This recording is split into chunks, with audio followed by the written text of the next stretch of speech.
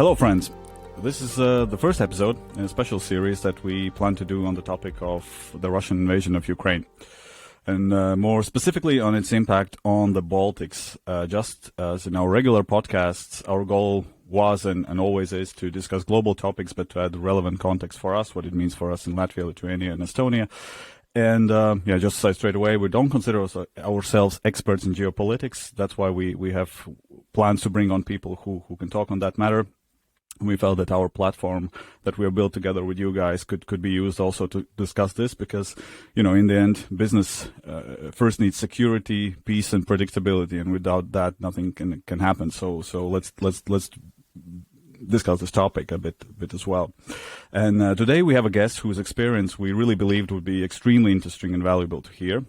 He's a former US Defense Attache to Latvia, a person who has spent many years living in Baltics and is very well aware of the defense and security matters of our region. You might remember him from our episode 10 when we spoke about how his lessons from military experience can be applied to business leadership.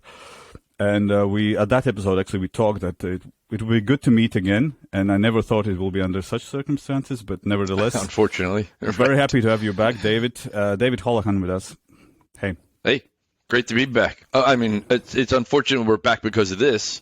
But, at least we get to meet. At least we get to meet and talk. We get to keep it because you don't answer my emails, and you didn't send me a birthday card. Oh, so, well, we also have Aldis here, and we are, of course, always a staple of this podcast, always together. So, very quick intro. And David is a retired U.S. Marine Lieutenant Colonel. He's a veteran of conflicts in Iraq and Somalia. Spent 21 years in U.S. Marine Corps. Lived in Riga for many years, and actually, David's speaking Latvian and Russian as well. We'll stick to English this time. But maybe David, you can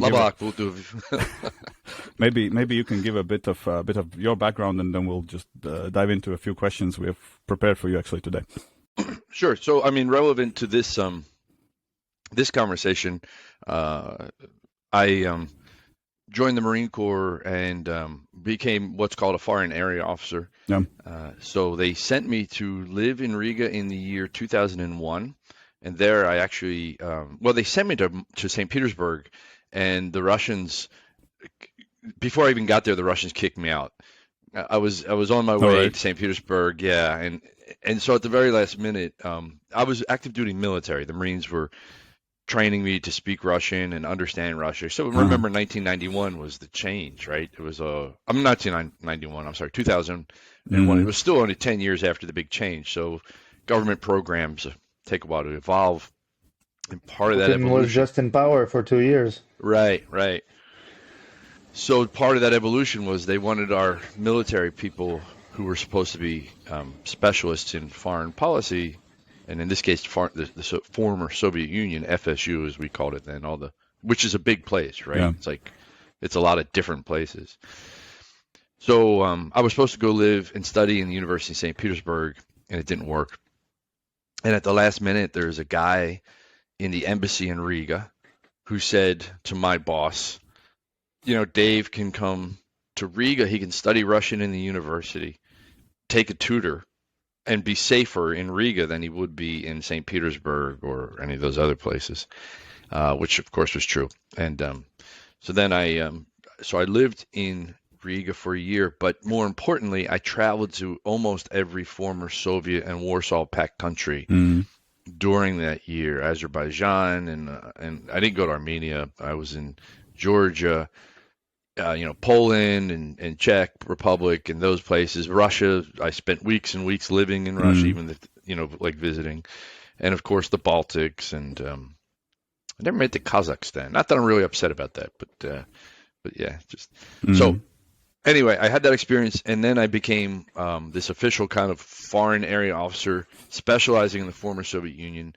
The job of which was to help active duty generals or policymakers who spend all their time studying military things understand issues of culture. So what's the difference between the three Baltic states? If you're from Ohio, they're they're right next to each other.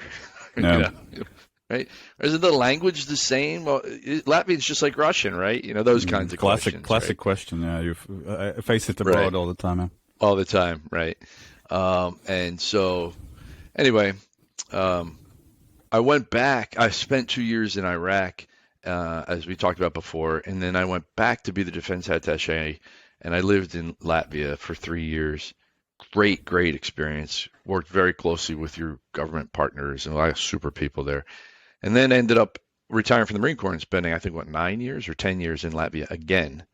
So that's the experience I have relevant. So when people say, well, what I can tell you is how policy machine works, right? Like when I was in the U.S. Embassy, we briefed the President of the United States on things. I understand how the National Security Council works. I understand how our legislative branch works. I understand how the public affairs machine works.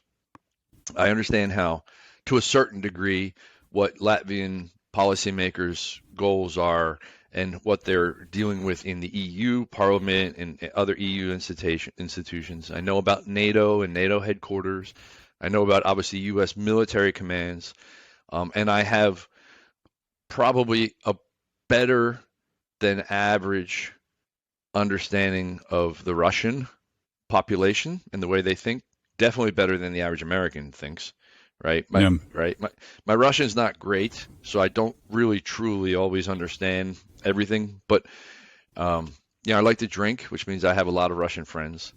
So I learned a lot about how the Russian and I've run into Russian intelligence officers and government officials and GRU officers, and that little bar in Riga that I had, you'd be surprised who was in that place. Really, I had my suspicions, but yeah, you'd be surprised who used to hang out there. But it's also CIA bar in like some people call that. That was silly. I had no connection with the CIA whatsoever, but since everyone assumed I did, the place was filled with people who wanted to talk to someone from the CIA, and it was pretty interesting. Well, I mean, you really have really deep experience in our region. Plus, you have as an American and an employee of American government for many years, you have perspective of how obviously America operates. And well, the first question I wanted to start with is how much of surprise what Russia did was to you personally after being observing this region for so many years. So not actually, I mean, of course, tactical surprise, sure. I was kind of hoping that it was a negotiation effort. I was telling my friends they're probably negotiating over some coal mine or cell phone company. The Ukrainians and the Russians were like this in terms of business prior to 2014, right? And it's all about money with most of these decisions, right? But was not surprised when they did it. I mean, my friend said, "Do you think they're going to do it?" I said, "Oh, I mean, I won't be surprised if they do. Absolutely. I mean, this is a long time coming. Long time coming. Ukraine has always been a red line for Russia, and I've been telling people for years that this EU NATO conversation was extremely dangerous, and that the Russians would never forgive it, and that the Ukrainians were playing with fire, as were the Europeans playing with fire." So, yeah, it now seems like basically 2014, a spark for it, not the reason for it, but the spark was like discussions to join EU or get closer to EU. And now we have NATO discussions that obviously is a stupid excuse to use, but like that obviously provided us some kind of backdrop for this. So, and in the end, these two organizations don't seem to be embracing Ukraine. So it's a very kind of, a bit tragic story. Yeah, I mean, you have to understand, like, when you're in, right? But I mean, it's not so clear. It's like people kind of have this tendency to think about ideologies, right? Like it's not always about ideologies. I hate to say it, and look. You don't get me wrong. Like Putin and those guys should all burn for what they're doing. They absolutely should burn for this. This is disgusting. It's beyond disgusting, right? It's almost. You almost feel like you're watching a horror movie. Like it can't possibly be real that these morons are sitting in the Kremlin killing kids and killing women for no reason whatsoever. Yeah. Zero reason. Latvia has been in the EU. Has been in NATO. We could launch cruise missiles from Riga airport that could be in downtown Moscow within minutes. But all of a sudden, Ukraine, we have to launch a war, right? So I'm not making excuses for them. But the point is, that these insane pigs who run the Kremlin, who are so disconnected from their own people, they couldn't even give two hoots. And I'm going to try not to use profanity, but I get so upset about this, right? Because they are so insanely disconnected and unafraid of any consequences. They have no consequences. Sergei Lavrov, that puppet, I mean, his girlfriend is a restaurant manager, and the daughter of his girlfriend just bought a £5 million townhome in London, right? I mean, that guy's not worried about anything, right? He can do whatever he wants. So anyway, that's why I've been afraid about Ukraine. Ukraine never belongs in NATO. It shouldn't be. NATO was designed, this is a slang, so it was designed to keep the Germans down and the Russians out, right? But out of what? That's the point. So I completely respect the Ukrainians' desire to break away from the completely corrupt and broken system of the Russian Soviet sphere of influence. Got no issue with that. But them being in NATO was not the answer. And I feel that someone should have told them that a long time ago. Do you think it's a viable option for them to be in the EU and not in the NATO? Because obviously it's about kind of, values versus geopolitics question, because us as people from the Baltics, we did that. We got that, step done, being in exactly the same situation as Ukraine, right? Only being smaller, maybe a bit easier to let go. Not exactly, with such rich history together as Ukraine and Russia. Yeah. But still kind of similar. So we are, of course, naturally inclined to sympathize with their efforts to be free. It's a really complicated answer, and the unfortunate truth is that, and as much as I hate Lavrov, he said it. He said in foreign policy, you have neighbors. Right? Like you can't just, right? So look, Finland is a great EU country. It's not in NATO. Finland took care of itself. When the Baltics came in, I always sensed that the leadership of the Baltics were kind of looking for, how do we become EU? How do we become NATO? Is there like some magic recipe, right? And you have seen in your own country, it doesn't matter if you're in the EU or in NATO, you can still look at the corruption that Latvia has had to fight. The what's his name from Ventspils, that moron? Still alive, unfortunately. Still alive, unfortunately. Yeah, right. So I mean, look, just because you're EU and NATO doesn't mean you magically changed your society, the fabric of your society, right? So, but the flip side of that is the EU has always been like a Croatia, like a roof in the back. Like people could always say, we need to make these good decisions because we're in the EU, right? Economic decisions, policy decisions. It's like a guidepost, right? It's like goals. It is a set of values. So I can completely agree and understand why Ukraine looked at NATO and EU as a vision. However, my other side, why I always thought it was too dangerous, was because you're right. The Baltics are 3 million people, right? For the Baltics to cut off Russia, so the EU is like an economic iron curtain. It is. It's like an economic iron curtain. It cuts Russia out. So we all know that there's Russian money in the Baltics, but the truth of the matter is the Baltics have control over that, right? Because you have legal structures. You have court systems, you've got the EU, you've got that, you're part of that system. So you can always make the Russians not the ethnic Russians in the Baltics, but the Russians who come from Russia with their money, they're always at risk. They always have to play by your rules. Okay? You can always tell the Russian millionaire who owns a meat factory, or a sugar factory says, the EU, you can't do this, so we can't do it, right? That's the rules. Russia knows that, and they hate that. Right? Putin and all those arrogant guys hate when the little Baltic people flip them off and tell them, we got the Germans, we got the French, we got the Finns, we got the Swedes, we don't need you. They can't stand that. They resent it, and we all know that there's a lot of tension among ethnic Russians in the Baltics because of history and all that other stuff. So there's a seething anger.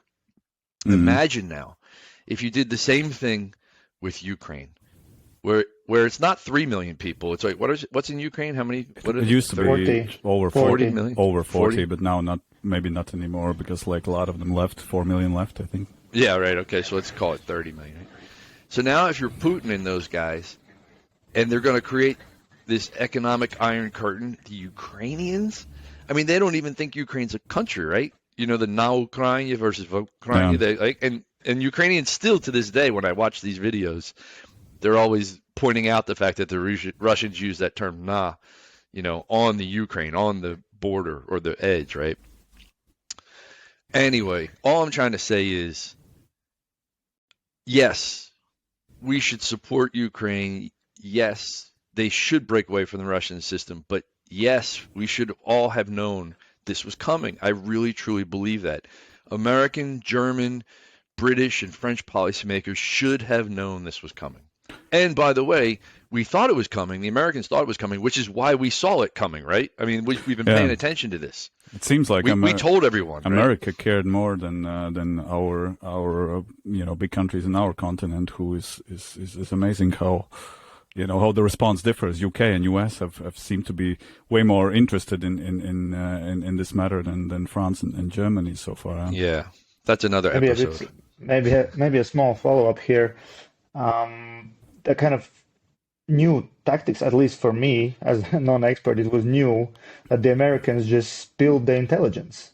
Yeah, they great. just selectively spilled the intelligence, and overall there's just so much information going, right? So it's like such an intense information warfare. All this Ukrainian propaganda coming out, and then this kind of what's your take on how did the US come to that strategy or tactic? The early the lesson was learned after Crimea. A lot of policymakers, or a lot of, I don't know how to describe people like me, chinovniks. I don't know. A lot of the people that are like in the security field have always been saying, like, let's just tell the truth. Like, why are we not just telling people what we know Russia's doing? Because the truth in the end is it's clear to see. And I think someone in the Biden administration figured it out. The early days of this conflict were brilliant, really brilliant. It didn't change anything, unfortunately, but it sure, I mean, look at the results, the sanctions, the military aid, none of these lies about little green men, all the stupid things that Western media, repeats. I think right. if I would even say it did change the thing that, the West, especially Europe, is talking about, let's give Putin some kind of off-ramp. I mean, and what they are doing is actually they're jumping on every possible off-ramp. Like, if Putin would say, like, here's a legit excuse, then you would see very different debate in Germany and France. And, like, they were trying to stay out of this so late in the game. It's don't anyone get started on that. Yeah, you're right. But, and so here's the point. We should all remember, and you want to talk about Baltic security, you're never going to convince people sitting in a comfortable room, whether it's in Ohio or in Bremerhaven or the suburbs of Berlin. You're never going to convince them to see things the way you see things, right? Like, if I said to you, hey, you guys understand what combat is, you'd say, well, I haven't really been there, right? I mean, I saw it on the movies, right? Yeah. So why is it any different when we say, well, you understand how Russians think, right? I mean, you guys talk to and interact and see Russian press all the time, and people outside don't. So they just never really going to have the same viewpoint as you. So, which is why you have to push for it all the time. So the Baltics, what would you think are, so this thing happened, obviously world has changed. What are the implications on our security? What we should be aware of, and what we maybe should not panic about? Any kind of pointers on that from your side? Well, so things are definitely changed. We'll see, right? I remember I read a book one time that someone did an interview with Ho Chi Minh. Ho Chi Minh, who was in Vietnam, right? And it was around the time of the American War in Vietnam, so in the 60s. And someone was interviewing him, said, "Hey, who do you really think won World War II?" Right. So this was like what 20 years after World War II, and Ho Chi Minh's answer was, "Well, we'll see, won't we?" Right. So the answer hadn't played out yet in his mind. So let's keep that principle in my reply. Let's keep that in mind. I mean, the Baltics were always going to be next. If he had gotten rid of Ukraine, he would use blackmail on the Baltics to NATO. That's always what his goal would have been. If he had, so Crimea emboldened him to do this, and if he had wanted this, it would have emboldened him to try blackmail in the Baltics. So we've always said, we who have U.S. military people who have been in the Baltics have always said, right, Putin invades Daugavpils and then tells the Germans, "I'll drop a nuke in the North Sea or in the Atlantic if you try to save the Baltics." And what's going to happen, right? So people like me have always worried about that. Now, so the good news is, when I went to Latvia in 2006, NATO was still like Russia, don't call them the enemy and all this other stuff, right? That's not true anymore. So, Biden and all those other guys know that you have to stand up for the Baltics. So it's going to be different for the Baltics. There's going to be more permanent military posture in the Baltics. The U.S. is going to spend a lot of time. When you get the U.S. war machine going, it doesn't stop. It's like a self-feeding beast. So there's going to be a lot of time and effort spent thinking about protecting the Baltics. But the Baltics can never give up the PR offensive, right? Because if you're relying on us to protect you, which of course you are, but that means you're relying on us to protect you. Yeah. So the minute you let us change our minds, and the Germans and the French and everyone else. Point number one. And it's so important to protect the Baltics. Well, I mean, from the American perspective, why is it important to protect any other place other than America, right? Not that exactly. The Baltics don't count, right? So, I mean, of course, the answer is war creates havoc economically. That's the real answer. The peace on the European continent generates a better standard of living for everybody. So that's and you hear people talk about the security architecture in Europe. That's what they mean. Like, we're all getting along. Like, we're fine. We're all making money. We're all living. Yeah. This is the rules we play by. And so having free, safe, territorially sovereign countries and access to their resources, right? We know we can invest in Ukraine. Try to get foreign investment in Ukraine now. Yeah, you need predictability. You need stability. You need predictability. It's like it's not that's the damage that this thing has done to them for next several years. And this is also something that who will be held responsible. Putin might at some point say, okay, well, I'm going back and fine, let Ukrainians pick up the pieces. Crazy.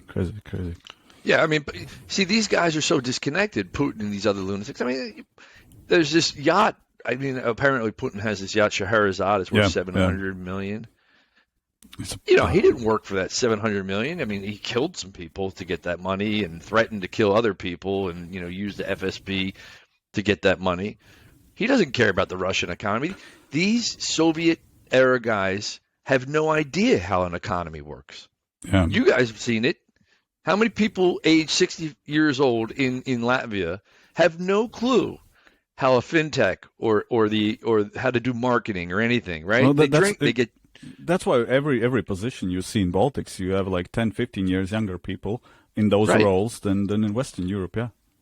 Right. I mean, I don't want to insult the intellect of these my age guys and older because they're not stupid people, But they're like, it's like, giving a monkey a Kalashnikov, right? He's like shooting all. They don't know what they're doing. Some of them, not all of them. Some of them are incredibly successful, right? But I think these Putin KGB guys, they don't have. So they don't even know the damage they're doing to Russia. I'm sorry, that's the point I was trying to make. They have no idea the damage. Yeah, that's the thing. I mean, everybody talks about GDP will drop. Like, do they know what GDP is? Like, it really is. I don't know. Do they even care? Do they care? Yeah. It's like, look how Russians are forced to live. They live in poverty. Abject poverty, right? yeah, mostly. They live in poverty. Yeah, and go ahead. No, I mean, like, there was stories from these soldiers who are like phoning home, and Ukrainian are intercepting the calls, and they're saying to their moms, like, they have asphalt in Ukraine. What the fuck? Are they rich? Like, the fuck? I saw traffic lights for the first time in my life. Yeah. Right. So you guys live on the border of that. So it's a problem. So point number one is never stop your. Things are changed for sure. There's going to be more military presence in the Baltics. Don't think that solves all your problems. Okay, you've got to, the three Baltics have got to learn to work together better than they do. They're terrible at it. When I left, I felt they were terrible at it. I used to sit there to the chiefs of defense and ask questions, and I would just be like, oh man. Essentially, I don't know. I was going to do it today. Let's map the three Baltics over Ukraine and talk about what the operational space is, right? Because military operations are about time and space. Essentially, you could create a Baltic division with your forces and your capability that the Russians would have a really hard time stopping or fighting against. But you kind of have these I hope you don't. But what we need to avoid is these artificial lines between Lithuania and Estonia. Bullets don't know, and tanks don't know what a border is. Okay, missiles and jets and radars and drones, borders don't stop them. The only thing that stops the only things that know what a border is are these. So if we operationally create these imaginary boundaries that limit our ability to maneuver, it'll reduce our effectiveness. So the Baltic states have got to create a unified combat force. And I don't mean unified as in they all answer to one person. I mean unified as in a Latvian battalion can maneuver into Estonia and talk to the Estonians, not going to have to stop and check with the border guards and all this other stuff. It needs to essentially be one combat unit. Well, it seems like, and we know it from history in World War II, like Baltics, they feel that quite a lot of soldiers, hundreds of thousands of people were called into both armies that we didn't want to fight for. I mean, hundreds and thousands is very sizable force now, and seeming like what, I don't know if we mentioned in the beginning, but Dave has extensive military hands-on experience in logistics, in leadership, and seeing how poorly Russia is doing. What's your take on us standing against them? Because I mean, if I look at, for example, Finland or Sweden, it seems they would get their ass kicked if they would move in there. I don't know about Baltics. What's your view?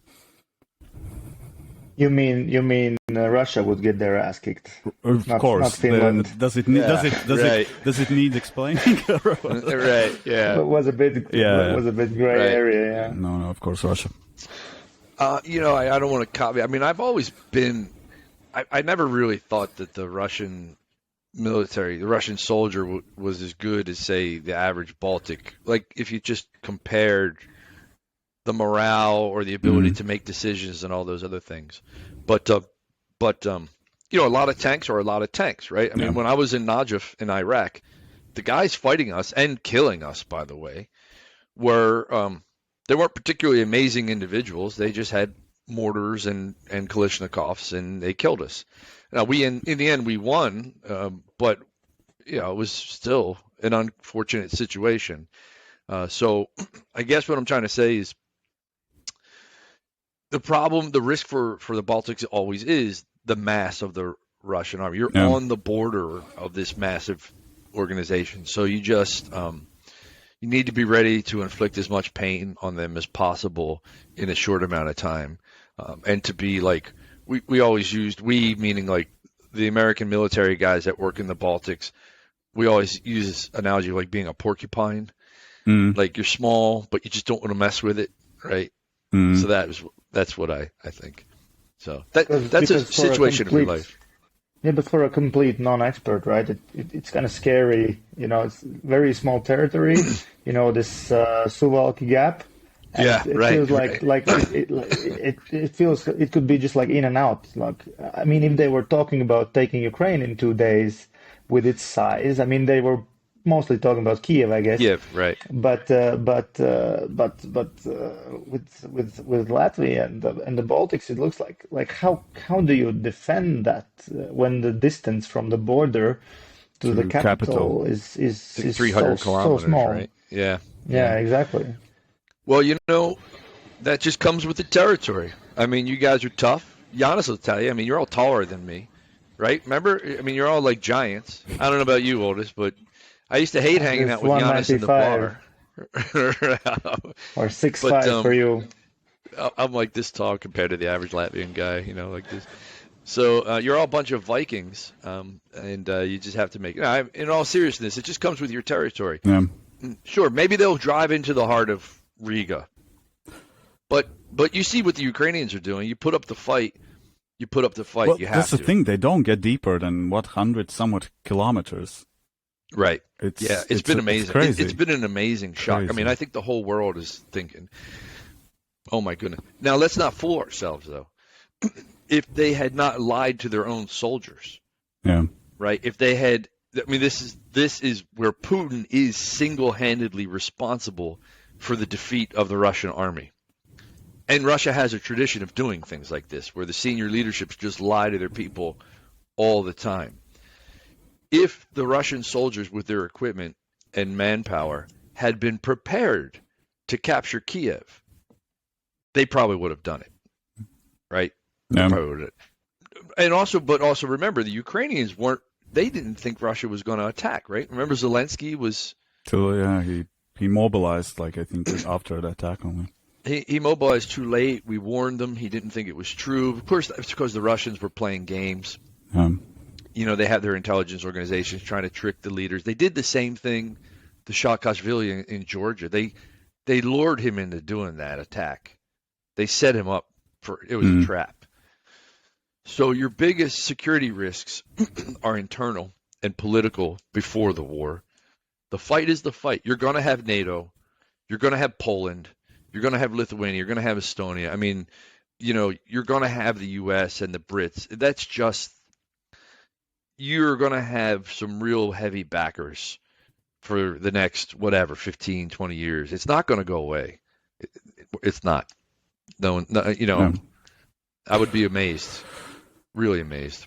Yeah. So. Well, to round this conversation up, where do you think this leads? This ends, meaning the current conflict, and where does Russia stand after it? It's weakened, but then again, they also learned a lot of things, and they can draw some conclusions, and they can steal less from their army maybe, and try to rebuild it, right? So, and then we have also, I want to bring this in because some people think it's outrageous, but you also mentioned a nuke or a tactical nuke. How does this conflict end? Do we see escalation towards that? Well, making predictions is all. It's worth it. I think there's one thing I think we can. I always like to tell people, if you're going to make a prediction, try to look at past history, right? Look at the behavior. It's probably a safe bet that Putin really has no idea how poorly his army is performing. We hear some indications that even the unit leaders aren't admitting what their damages are. So a company commander in Ukraine who has 150 people under him is not admitting that half of them are dead or deserted. They're not telling the higher headquarters that the army has deserted, right? And those lies keep working their way up.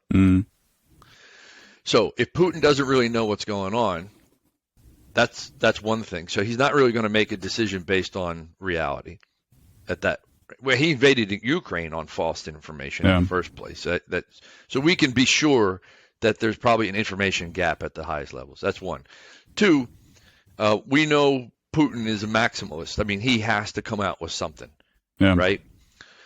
So if a guy thinks he has to win and it's just not happening, and he has no idea that he's actually losing, that means it keeps going. Yeah. It's going to take a while before Putin realizes he's already lost militarily. Okay.